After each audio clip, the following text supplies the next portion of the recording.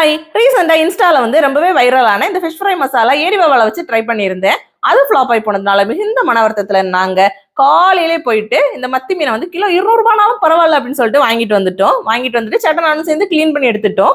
ஒரு 10 சின்ன வெங்காயத்தை நல்லா நச்சு வச்சுக்கிட்டேன். ஒரு 5 பல் பூண்டை வந்து நல்லா இடிச்சு வச்சுக்கிட்டேன். கூடவே சில்லி ஃபிளேக்ஸ் ரெடி பண்ணிட்டு ஒரு லெமன் சைஸ் புளியை வந்து கரைச்சி வச்சுட்டேன்.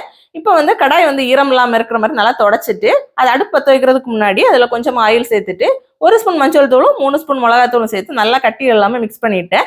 இப்போ அடுப்பு வந்து பற்ற வச்சுட்டு அந்த கடாயை வச்சு மசாலாவை கிளறிட்டே இருக்கணும். அடி பிடிச்சிக்காம பார்த்துக்கணும், இல்லைன்னா மசாலா கரிஞ்சிரும்.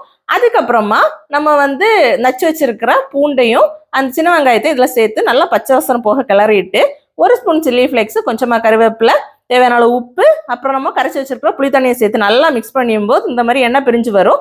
வந்ததுக்கு அப்புறமா மீனை சேர்த்து அப்படிக்கா இப்படிக்கா புரட்டி நல்லா புரட்டி எடுத்துக்கிட்டா இந்த மாதிரி வத்தலா சூப்பரான ஃபிஷ் ஃப்ரை கிடைக்கும். Must try. அப்போ இன்னொரு மீட் பண்ணிட்டா. பாய்.